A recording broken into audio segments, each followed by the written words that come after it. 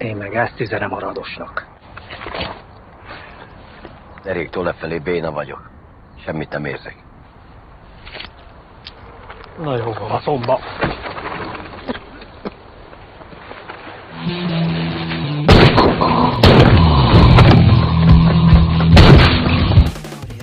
Halo para Ucupers, jumpa lagi dengan saya Mang Ucup. Menurut norma-norma yang berlaku di lingkungan masyarakat, baik dalam negeri maupun mancanegara, entah itu Asia, Afrika, sampai ke Eropa sana, kriteria ideal dari seorang pembunuh bayaran adalah 1. Bertubuh besar, 2. Berotot kekar, dan 3. Bermuka sangar, sehingga dia dapat diterima dengan baik oleh HRD dari PT pembunuh bayaran itu sendiri. Namun pernahkah terlintas di bayangan kita bahwa ada seorang yang berprofesi sebagai pembunuh bayaran, padahal dia ini tidak memiliki kriteria seperti yang disebutkan tadi. Bahkan sosok ini adalah seseorang yang menyandang status disabilitas dengan keadaan anggota tubuh dari pinggang ke bawah mengalami kelumpuhan. Nah, pada film ini kita akan diperlihatkan bagaimana seorang disabilitas itu berprofesi sebagai pembunuh bayaran. Seperti apa ceritanya? Langsung saja kita pada alur ceritanya. Di awal film kita akan diperlihatkan dengan seorang napi yang bernama Prank. Beliau ini dipenjara di tahanan khusus disabilitas. Pada suatu waktu tiba-tiba ada napi lain yang mencoba menyerang Prank hingga keributan pun terjadi.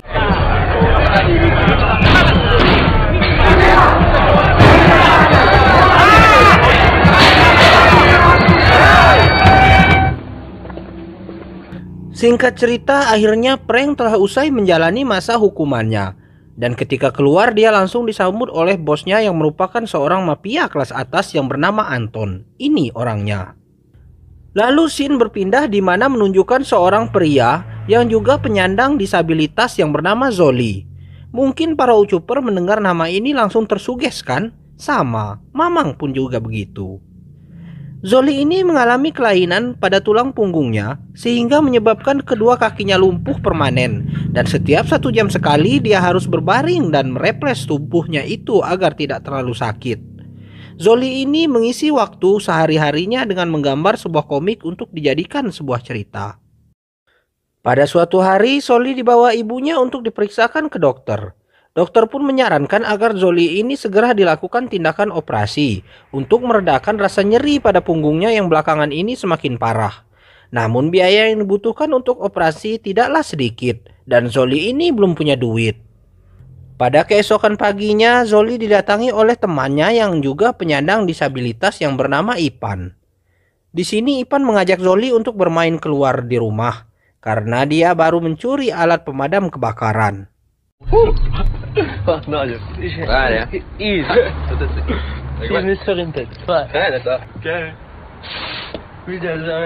Saat mereka berdua sedang asik bermain itu, tiba-tiba datanglah Prank dan langsung menampol Zoli beberapa kali karena dia merasa risih dengan kelakuan mereka berdua. Zoli yang tidak terima langsung menantang Prank untuk berkelahi, dan inilah yang terjadi.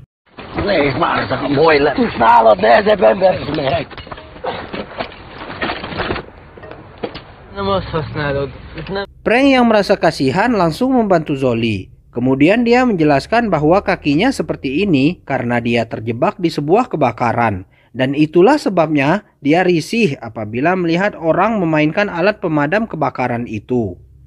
Kemudian Prank mengajak Zoli dan Ipan untuk ikut dengannya datang ke sebuah klub. Kontol. Kemudian Prank mengajak Zoli dan Ipan untuk ikut dengannya ke sebuah klub. Dan tanpa pikir panjang mereka berdua langsung mengikutinya.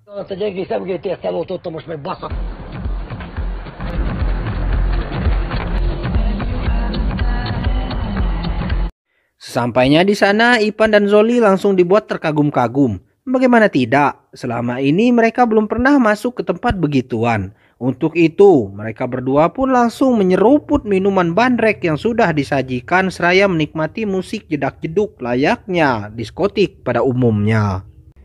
Di sini Prank menceritakan bahwa dia sedang membutuhkan orang-orang istimewa seperti mereka untuk membantunya melakukan pekerjaan. Dia pun bertanya pada Ipan apakah dia bisa menyetir mobil. Ipan pun menjawab Bisa, tapi nggak bisa ngebut-ngebut katanya. Setelah Frank menceritakan semuanya, akhirnya Ipan dan Zoli bersedia untuk menjalankan misi yang akan dilakukan esok hari. Misi apakah itu? Nanti kita akan tahu. Esokan harinya memperlihatkan Frank diberi sebuah bungkusan oleh Anton si bosnya yang kita lihat di awal film. Di sini Anton berpesan kepada Frank untuk berhati-hati dan memerintahkan Frank untuk menuju ke sebuah lapangan. Singkat cerita, sesampainya di sana Frank ternyata diperintahkan oleh Anton untuk menghabisi para gangster yang akan melakukan transaksi narkoba. Tak lama kemudian datanglah Ipan dan Zoli ke lokasi itu, dan para gangster yang tidak mengenali siapa mereka segera mengusir mereka dari lokasi itu. Di sini Frank menjelaskan bahwa dia adalah orang yang akan menghabisi mereka atas perintah Anton. Nah, melihat kondisi Frank yang seperti itu, mereka malah meremehkan Frank dan melukainya dengan menusuk paha Frank dengan pisau. Namun Frank tidak merasa kesakitan karena kakinya sudah mati rasa semenjak dirinya lumpuh. Tak puas dengan itu, si Pak D ini pun menendang dada Frank hingga Frank nyaris terjengkang. Namun tiba-tiba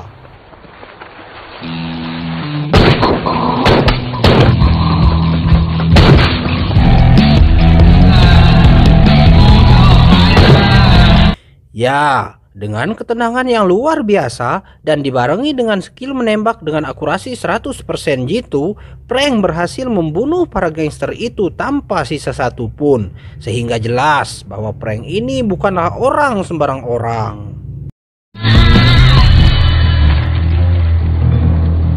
Setelah itu, luka di kaki Frank diobati oleh seorang perawat yang merupakan mantan pacarnya. Di sini nampaknya Frank ini masih menyukai mantannya itu. Namun ternyata mantannya ini sebentar lagi akan menikah dengan pria lain, dan dia pun mengundang Frank untuk hadir di hari bahagianya itu. Sehingga jelas terlihat bahwa mantannya Frank ini mengobati luka di kakinya Frank, namun membuat luka yang lebih sakit lagi di hatinya si Frank ini. Di tempat lain terlihat Anton si bos mafia sedang bermain dengan anjing-anjing penjaganya. Namun tiba-tiba datanglah penyerang yang langsung menembak dirinya. Beruntungnya peluru itu hanya mengenai tangannya saja, dan Anton pun langsung memerintahkan anjing-anjing penjaganya itu untuk menyerang para penyerang itu hingga modar. Figyelj ide, el kell kapnod ezeket a hallod? El kell kapnod őket. Fogd!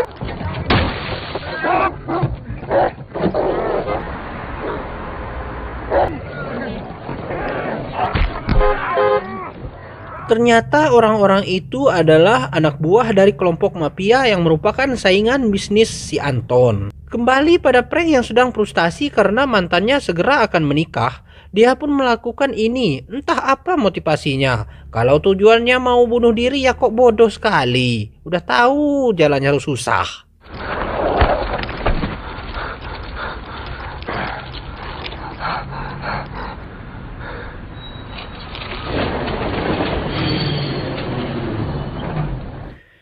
Di keesokan harinya, Frank menemui Anton untuk menagih bayaran atas pekerjaannya kemarin. Di sini Anton mengungkapkan kekagumannya terhadap Frank atas kerjanya yang begitu rapi, padahal kondisi fisiknya tidak memungkinkan. Lalu Anton memberi job lain terhadap Frank, yaitu membunuh salah seorang bos mafia yang merupakan saingan bisnisnya. Namun saingannya ini selalu dilindungi oleh satu orang pejabat pemerintah. Untuk itu, Anton meminta agar Frank terlebih dahulu menghabisi pejabat tersebut. Namun di sini Anton meminta Frank untuk bekerja sendirian tanpa bantuan dari siapapun, karena Anton tidak ingin ada orang lain menjadi saksi mata. Figyelj, rendesen menni fog. De ugye senki nem tud rólunk. Igen, mert ha valaki megtudja neked, annyi, tudod? Di sisi lain, Zoli dan Ipan terus melakukan hobinya, yaitu membuat cerita komik. Diketahui bahwa mereka berdua akan mengikuti salah satu pameran komik di kota itu. Namun sayangnya, karya mereka ditolak oleh panitia dengan alasan cerita yang mereka buat kurang menarik. Dan tentu saja hal ini membuat mereka berdua menjadi sedih dan berputus asa. Pada keesokan harinya, Zoli menemui Frank yang saat itu sedang melatih kakinya. Di sini Zoli mengatakan bahwa dia akan menekuni profesi sebagai pembunuh bayaran karena alasan mimpinya untuk menjadi komikus telah pupus. Nah, mendengar hal itu, Frank pun langsung menampol Zoli. Namun karena pegangannya melemah, dia pun terjatuh. Dan melihat itu, Zoli pun ikut menjatuhkan diri. Lalu setelah berbincang-bincang, akhirnya Frank mengizinkan Zoli untuk ikut bekerja lagi dengannya. Pada keesokan harinya, tibalah waktu di mana mereka akan mengeksekusi pejabat itu. Di sini Frank mengintai dari arah depan sembari memberi makan burung untuk pengalihan. Sementara itu Zoli bertugas memantau keadaan sekeliling dari kejauhan. Dan ketika pejabat itu berangkat dari tempat duduknya, giliran Ipan yang bergerak mengalihkan fokus para pengawal sehingga Frank pun melakukan eksekusi dengan mudah.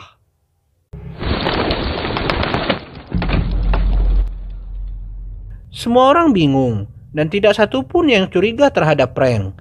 Dan ketika orang-orang sibuk dengan kepanikan, motor lewat. Semua orang bingung dan tidak satu pun yang curiga terhadap Frank. Dan ketika orang-orang sedang sibuk dengan kepanikan, Frank dan yang lain segera pergi bergegas meninggalkan tempat itu. Namun di sini ternyata Anton mengawasi mereka dari kejauhan. Dan dia pun mengetahui bahwa si Frank ini bekerja tidak sendirian. Lalu adegan berpindah di mana Anton sedang menyiksa Frank dikarenakan dia tidak menepati kesepakatan yang sudah mereka buat, yaitu tidak mengajak siapapun dalam misi pembunuhan pejabat itu. Dan di sini Anton meminta Frank untuk menghabisi kedua temannya itu agar tidak ada saksi mata dalam misi tersebut.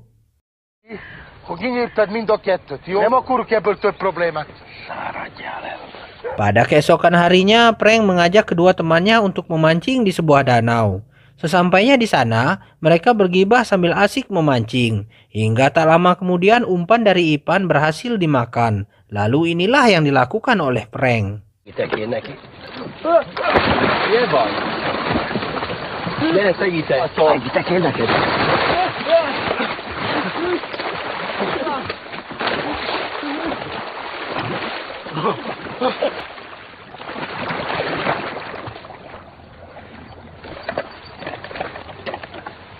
Setelah melihat kedua temannya itu tenggelam, hati kecil Frank mengatakan bahwa itu sangat tidak pantas untuk ia lakukan. Hingga pada akhirnya dia memutuskan untuk menyelamatkan mereka berdua.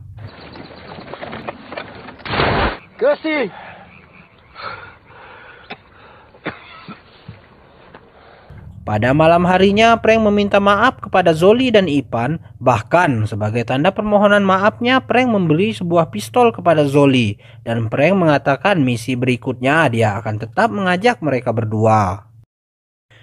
Dan pada keesokan harinya, Frank kembali menemui Anton dan mengatakan bahwa ia sudah siap untuk misi selanjutnya karena dia telah membereskan kedua temannya itu. Mendengar hal itu, Anton merasa lega karena sudah tidak ada lagi saksi mata atas pembunuhan pejabat itu. Lalu Anton kembali memberikan sebuah misi kepada Frank, yaitu membunuh bos mafia saingan bisnisnya itu. Dan sekaligus ini adalah misi terakhir dari Anton kepada Frank. Namun sayangnya Anton sempat memergoki bahwa Zoli dan Ipan masih hidup. Dan tentu saja hal itu membuat dia kecewa. Sehingga dia berencana akan menghabisi mereka bertiga tak kala misi terakhir itu telah dilakukan. Keesokan harinya, Frank dan kedua temannya mulai menjalankan misi tersebut. Di sini Frank memberitahu Ipan dan Zoli untuk menghubungi polisi apabila setelah 20 menit dia tidak kembali. Sesampainya di depan rumah bos mafia, Frank mengatakan bahwa ada pesan dari saudaranya si bos yang saat ini masih berada di dalam penjara disabilitas. Dan pesan itu harus ia sampaikan secara langsung kepada si bos. Dan pada akhirnya Frank diangkat ke dalam dan dibawa masuk hingga akhirnya dia bertemu dengan si bos mafia. Namun ternyata si bos mafia ini sudah tahu bahwa ia dijebak. Karena sebenarnya saudaranya yang dipenjara disabilitas itu telah meninggal 1 minggu yang lalu. Hingga inilah yang terjadi.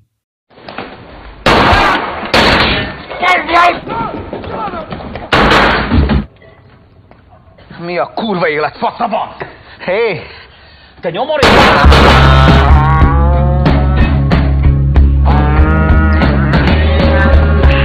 Setelah menyelesaikan misi itu, Frank bergegas melarikan diri dengan sekuat tenaga. Dia mengayuh kursi rodanya hingga setelah dia sampai di depan pagar, sialnya pagar ini terkunci. Dan dia pun menghubungi Ipan dan Zoli untuk meminta bantuan.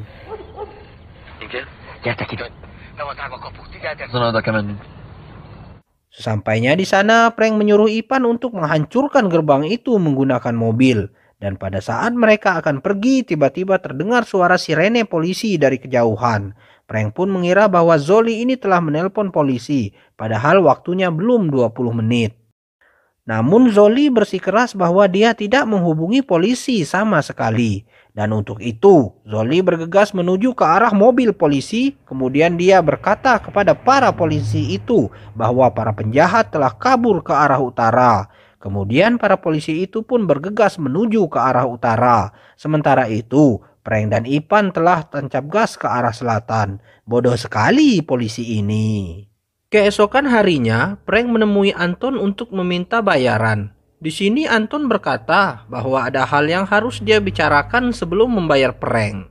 Ternyata Anton membawa Prank ke sebuah gedung kosong. Di sini dia berniat untuk menggantung leher Prank karena dianggap telah membohonginya. Menj a kurva anyádba!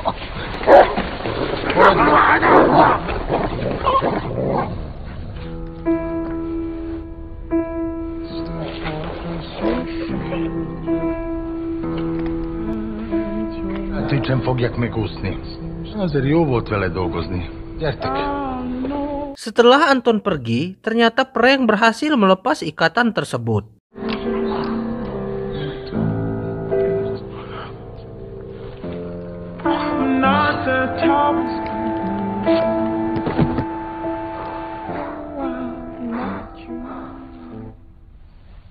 Pada malam harinya, Prank menghubungi Zoli dan Ipan untuk berkumpul sebelum Anton menemukan mereka.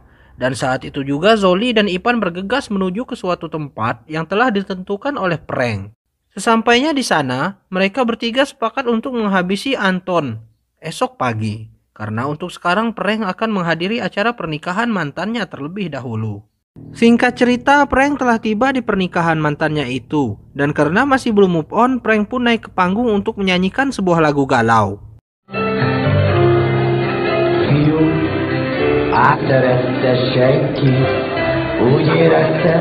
Dan karena terharu, si mantan pun menemui Prank untuk mengucapkan sepatah dua patah kata mutiara yang dikutip oleh Mbah Tejo.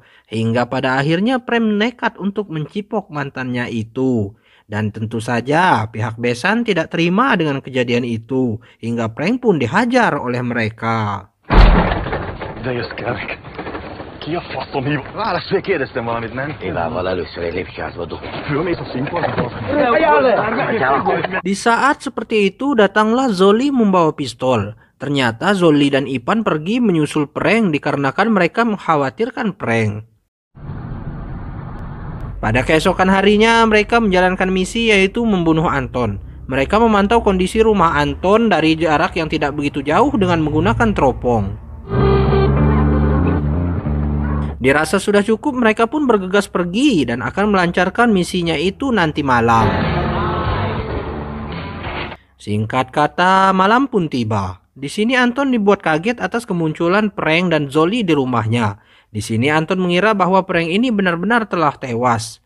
Lalu dia pun berkata pada mereka berdua bahwa dia akan menyerahkan kunci brankas miliknya apabila mereka berhasil melewati anjing-anjing peliharaannya. Dan ketika anjing-anjing peliharaan itu menyerang, Próbáljuk ki.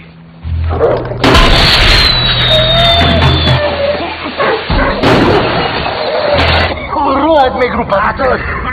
Vannak a nappalidba, te! kemudian terjadilah duel antara Anton dan Prank yang hingga pada akhirnya Anton tewas terbunuh oleh Zoli.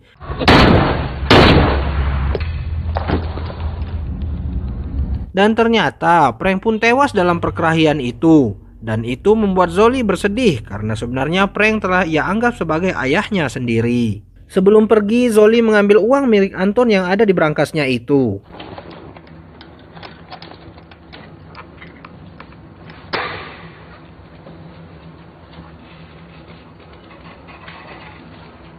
Dan dengan uang segepok yang ia dapat dari brankas milik Anton itu, Zoli pun melakukan operasi hingga ia tidak merasakan lagi sakit pada punggungnya. Di akhir film diperlihatkan Zoli dan Ipan telah berhasil membuka pameran buku, yang mana di sini ternyata cerita-cerita pada komik Zoli itu diangkat dari perjalanan hidup Prank. Tamat.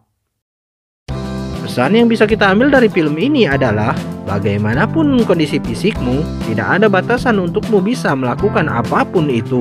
Karena sebenarnya yang membatasi dirimu adalah rasa malas yang menguasai dirimu itu. Bahkan sesempurna apapun fisikmu, jika jiwa terbelenggu, maka gerakmu pun akan terganggu. Itu. Saya Mang Ucup mewakili petugas partai yang sedang bertugas di istana, pamit undur diri karena saya gak mau ikutan korupsi. Terima kasih.